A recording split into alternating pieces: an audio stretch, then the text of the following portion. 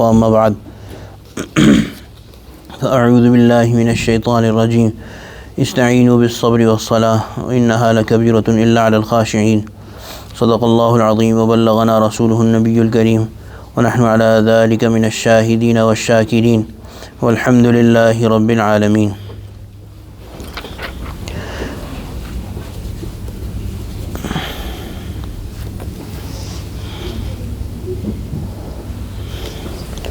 عن عبد الله بن أوفى قال رسول الله صلى الله عليه وسلم من كانت له حاجة إلى الله أو إلى أحد من بني آدم فليتضوأ فليحسن الوضوء.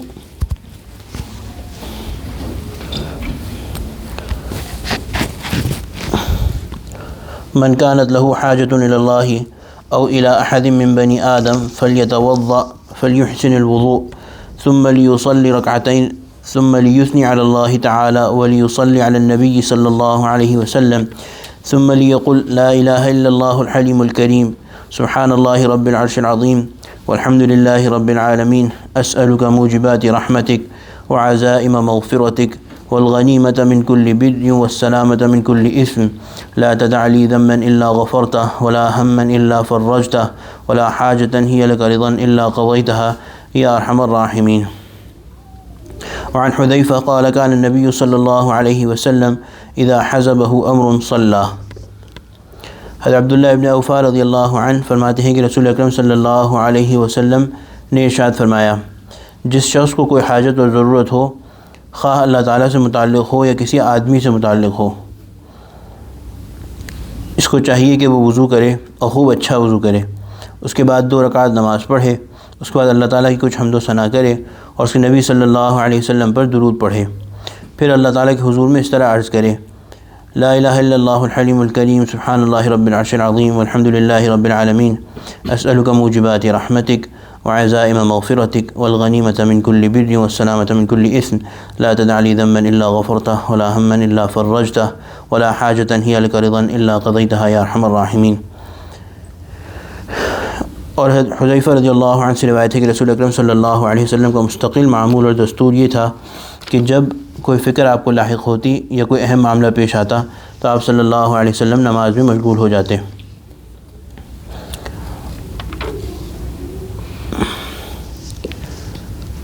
Today inshallah the chapter we are starting is about Salat al-Haja. Last time we read some hadith about Salat al-Istighfar. These nawafil, they are not mandatory, but they are the right of the love of Allah subhanahu wa ta'ala, and they are going to compensate for whatever shortcomings we may have in the farz ibadat, in the obligatory prayers. Inshallah, by virtue of these nawafil, those deficiencies will be fulfilled. So one important one is Salatul Haja, which is where a person submits to Allah subhanahu wa ta'ala and loses hope from everywhere else and raises their hand before Allah subhanahu wa ta'ala and makes dua to Allah subhanahu wa ta'ala. The Prophet sallallahu alaihi wasallam has said that dua is very ibadah itself. Ad-du'a hiya al-ibadah. And the Prophet sallallahu alaihi wasallam has said dua is the core of ibadah. Ad-du'a mukhul ibadah. And blessed are those people who have this relationship with Allah subhanahu wa ta'ala, that they make dua with a lot of devotion. The one thing that makes our dua acceptable is lack of hope from everywhere else. Focus is only towards Allah subhanahu wa ta'ala. All other connections, all other hopes are severed, and we are submitting to Allah subhanahu wa ta'ala that Ya Allah, we have nobody except you who would complete and fulfill our request, complete our dua. So these hadiths, the two that we read, they are sayings of the Prophet sallallahu alaihi wasallam. First one is narrated by Abdullah ibn Awfa radiyallahu anhu, that he said the Prophet sallallahu alaihi wasallam has said that whoever has any need, be it a need that pertains directly to Allah subhanahu wa ta'ala or a need that is related to any son of Adam. So basically all our needs are of course fulfilled by Allah subhanahu wa ta'ala, but from this we understand that there are certain needs that are fulfilled by Allah subhanahu wa ta'ala, but the means have been made in form of some other human being. So a person of the government, a friend, anybody, our relatives, our family, our needs are affiliated with them. And Allah subhanahu wa ta'ala has made a system. The real doer is always Allah subhanahu wa ta'ala, but Allah subhanahu wa ta'ala has made them a means of fulfilling our needs. And some of the needs, they are directly from Allah subhanahu wa ta'ala. There is no other connection in between. For example, seeking forgiveness from Allah subhanahu wa ta'ala, there is nobody who could forgive our sins. Then seeking rizq from Allah subhanahu wa ta'ala, nobody can give us rizq. Seeking children from Allah subhanahu wa ta'ala, nobody can give us children except Allah subhanahu wa ta'ala. This is so on and so forth. So, but the Prophet sallallahu alaihi wasallam is saying that whatever kind of need it may be, if a person has that any need, they should make wuzu and do a very good wuzu. What is the meaning of good wuzu? Fulfilling all the sunan and mustahabbat of wuzu, the way the Prophet sallallahu alaihi wasallam made wuzu, and then pray 2 rakat, and then do some hamd to Allah subhanahu wa ta'ala, some praise to Allah subhanahu wa ta'ala. There is a hadith of the Prophet sallallahu alaihi wasallam where a man came and prayed 2 rakat in the masjid of the Prophet sallallahu alaihi wasallam, and right after he said salam, he raised his hands and he said, Allahumma ghfirli, oh Allah, forgive me. The Prophet sallallahu alaihi wasallam said that you made haste in asking dua. You were hasty in asking dua. The proper method, the proper way of making dua is that you first praise Allah subhanahu wa ta'ala and send salawat upon your Nabi sallallahu alaihi wasallam, and then ask for your needs. So therefore here it is also mentioned that after praying, the person praises Allah subhanahu wa ta'ala and sends durood upon the Prophet sallallahu alaihi wasallam, and then submit before Allah subhanahu wa ta'ala in these words: La ilaha illallah al-halimul kareem. There is none worthy of worship except Allah, Halim and Kareem, the one with a lot of forbearance and the one with a lot of giving, the one who gives a lot. So right from the first phrase, right from the first sentence, one is submitting that I have nobody except Allah subhanahu wa ta'ala. All my hopes have gone to waste. I have no hope except from Allah subhanahu wa ta'ala. And this is proven from the Quran, where the Prophet Allah subhanahu wa ta'ala has said, أَمَّنْ يُجِيبُ الْمُضْطَرَّ إِذَا دَعَاهُ يَكْشِفُ السُّوءَ. Who is there who listens to the one who calls the mustar? Mustar means somebody who's really perturbed, in a lot of difficulty, and who has lost hope from everywhere else. They call after Allah subhanahu wa ta'ala. Who is there who listens to them and takes the calamity away from them, takes the suffering away from them? And this particular ayah and these narrations of stories where a person in a dire time of need turned away from everyone else and submitted to Allah subhanahu wa ta'ala, and Allah subhanahu wa ta'ala listened to them. There is several stories written in different books. Some of them I can narrate inshallah. One of the ones that comes to mind is that there's a book called Nuzhatul Majalis, in which there are certain stories of this kind written. There was this person who was going on a journey, and he was taking some luggage with him. So on the way he met some person who was very poor, appeared very poor, beggar-like, and he said that if I have to go to the same place, so it'd be great if you could take me. And this person also said that I'm not able to walk, so it would be kindly if you could let me ride alongside with you, behind you. So he accepted it, and then they kept on walking on their journey, and then they came on a way where they had to take a fork. So this person, the one who was going, the original traveler, he said that I'm going to take this path, I have traveled it and I know it. The other person said that no, take the other path, I have traveled it several times, it's shorter, it's better for the animal because there's a lot of vegetation on the way. So he took his advice and took the way that he never usually took. And this person was actually a person who would take people on this way and kill them and take all their belongings.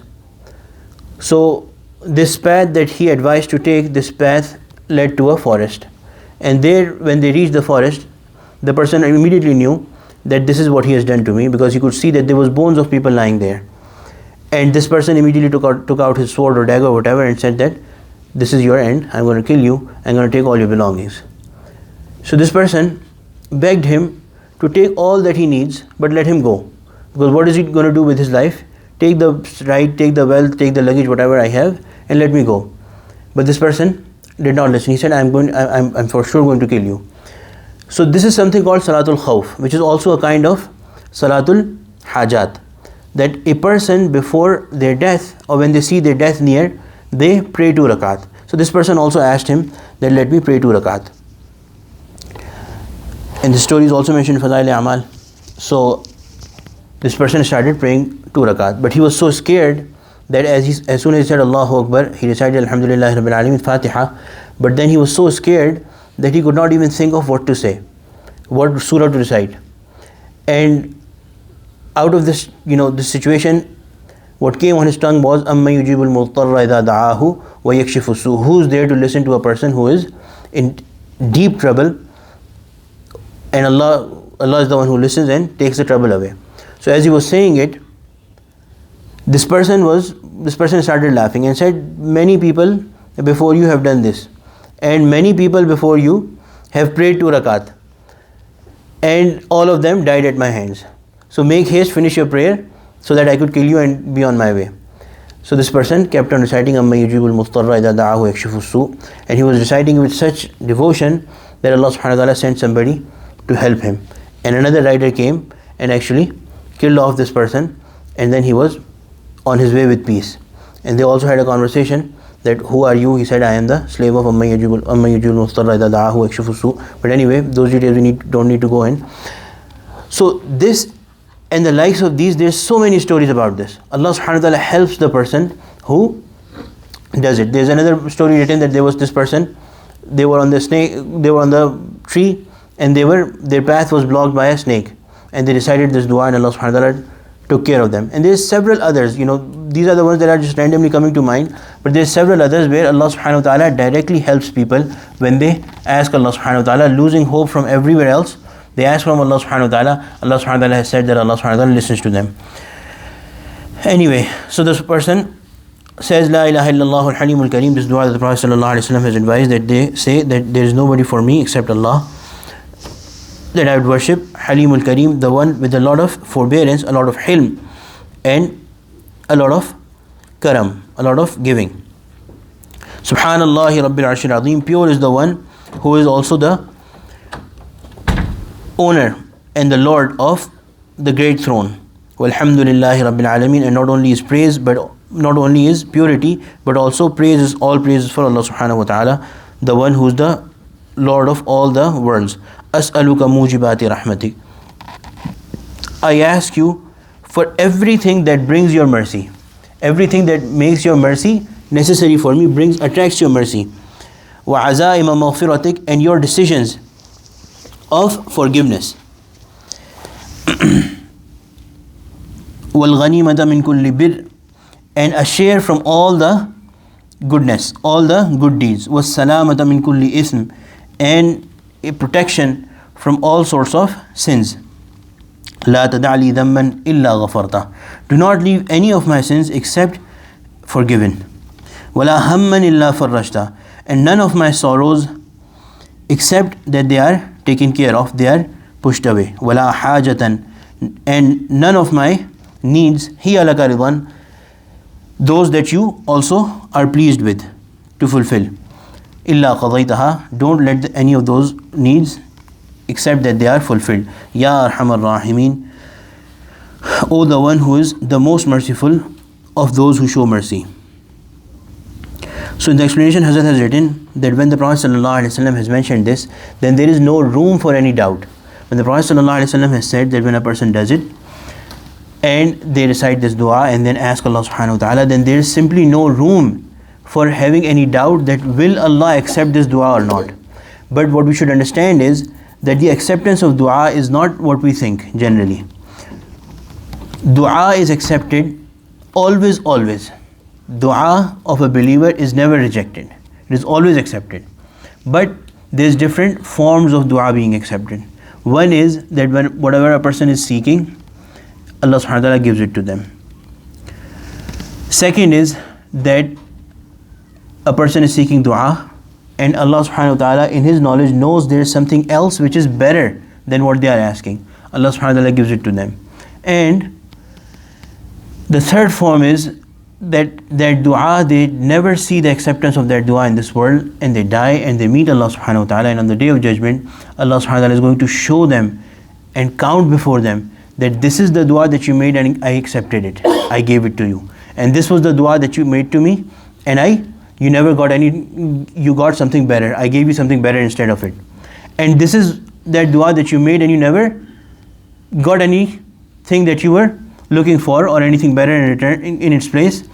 I stored the reward for hereafter. So here's the reward, and the Prophet ﷺ has told us that when we look at that reward, we would wish that none of our dua was accepted. None of what we were asking, we would have got it, and all the reward would have been stored for the hereafter. So this is the way of Allah subhanahu wa ta'ala, that He always listens, always accepts the dua of a believer. If the Prophet ﷺ has said that there are certain kinds of people whose dua is not accepted, certain kinds of people whose dua is not accepted. The Prophet ﷺ has said that there is a person who travels long distances and keeps on saying Ya Rabbi, Ya Rabbi, Ya Rabbi, keeps on asking Allah after Allah subhanahu wa ta'ala, but their dua is not accepted. They keep on asking, but their dua is not accepted. Who's that person? The Prophet ﷺ has said, what they eat is haram, what they drink is haram, what they wear is haram. These are the three things that Prophet ﷺ has mentioned. So we have to be very careful, and it is written that when haram enters the mouth or the body, then acceptance of dua is taken away. There's a story about Hajjaj, a very cruel ruler. So there was a group of ulama, pious people, whose dua was always accepted. And whenever a cruel ruler would be put over them, they would make dua and Allah would take care of that ruler, he would be gone. When Hajjaj became the ruler, one of the first things that he did was that he called all of them and invited them for food and gave them haram food to eat, served them haram food. As soon as they had finished eating or they had put the food in their mouth, Hajjaj said, now I am immune to your dua. Now I am immune to your dua. You keep on making dua. You used to make dua and the ruler would be cursed. Now I am immune to your dua. So the person who eats haram, who drinks haram, and who wears haram, they should repent and take care of, when you are making dua, make sure that you are not, you don't have haram in you. May Allah subhanahu wa ta'ala grant us that tawfiq. Amin ya Rabbal Alameen. Similarly, the Prophet ﷺ has mentioned some very practical point is, the Prophet ﷺ has said that a person keeps on asking, and Allah subhanahu wa ta'ala tells Jibreel to give that person what they are asking, but delay a little bit. Delay it a little bit. Because Allah subhanahu wa ta'ala likes the sound of that person asking. Allah subhanahu wa ta'ala loves this person so much that Allah subhanahu wa ta'ala likes it that they keep on asking Allah subhanahu wa ta'ala. And those persons that Allah subhanahu wa ta'ala does not really like, when they ask for dua, Allah subhanahu wa ta'ala says, Jibreel, give it to him quickly and shut his mouth, so that he does not ask me. So this is the way that sometimes, this is the love of Allah subhanahu wa ta'ala, that He keeps us engaged and busy in asking and asking. And the Prophet ﷺ has said that the slave's dua is accepted unless they make haste in it. Unless they make haste in it. And the Prophet ﷺ was asked, Ya Rasulullah, what is making haste in dua? The Prophet ﷺ said, making haste is that a person asks certain thing for a certain time and then says, I've been asking for such a long time, Allah is not listening to me. Why is Allah not listening to me? Or I've been asking for such a long time, why is my dua not accepted? This is making haste in dua. So when a person does that, then the acceptance of dua is delayed. So these are the things that we should protect ourselves from. And the one thing that we should remember, that I mention a lot, is that think about what is the real purpose. The real purpose of dua is dua itself, which is that you get connected with Allah subhanahu wa ta'ala. How blessed, how honorable is that person who's sitting before his Allah and raising his hand and talking to Allah subhanahu wa ta'ala. What bigger blessing can a person get? You're asking for something that is always inferior than your dua itself. Your dua is the real goal. The thing that you are asking for has been made a reason, so you connect with Allah subhanahu wa ta'ala. So think of it this way, that my needs are there so I could ask Allah subhanahu wa ta'ala. So therefore, we should keep on asking Allah subhanahu wa ta'ala, but also should be patient in it. The second hadith is, the Prophet sallallahu alaihi wasallam is narrated to always start praying when anything, any worry, any concern, or he would be faced with anything big, the Prophet ﷺ would start praying. This is the hadith of Hudayfa radiallahu anhu. And this is the way of the Sahaba as well. Abdullah ibn Abbas radiallahu anhu, he was going on his way and he got the news that one of the Ummahatul Mu'mineen has passed away. He immediately descended from his ride and prayed 2 rakat. Similarly, he got news that your brother has passed away. He got off from the ride and prayed 2 rakat. And when he was asked, he said, this is what we have been taught by Rasulullah sallallahu alaihi wasallam. Whenever a concern, whenever a worry would face the Prophet sallallahu alaihi wasallam, he would pray 2 rakat.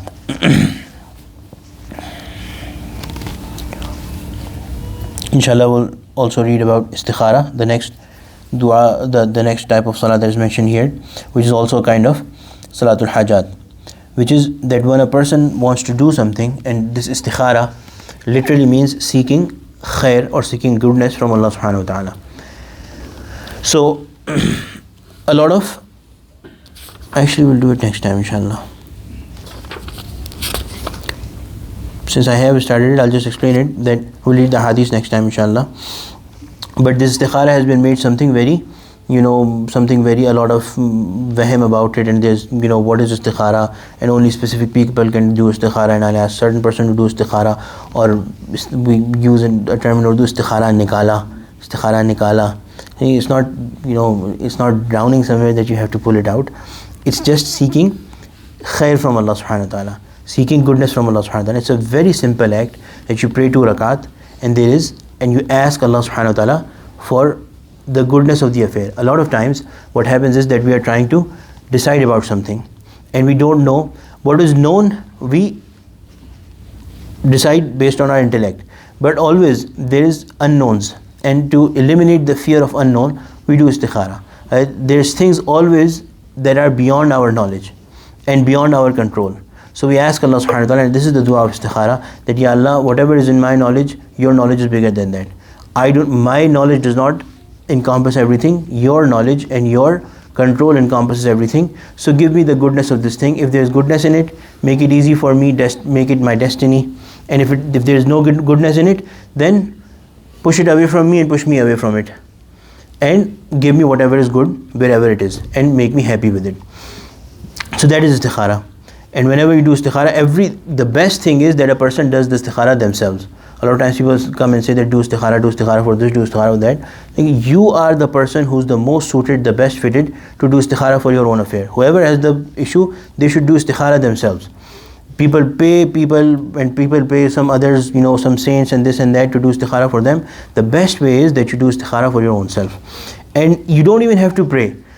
Only asking this, Allahumma khair lana, Ya Allah, grant me goodness in this. Wakhtar lana, Ya Allah, choose the best thing for me. Even that is istikhara enough. Iyyaka na'budu wa iyyaka nasta'een. Ihdinas siratal mustaqim. Show me the right way. That is also istikhara. All of these things, simply asking Allah subhanahu wa ta'ala for goodness. Of course, there is a proper way of doing it, which is mentioned, that a person prays 2 rakat, and then this certain dua they recite, so Allah subhanahu wa ta'ala does the best thing for them. So inshallah we'll read it next time. I'll read some ashar inshallah, and then we'll make dua.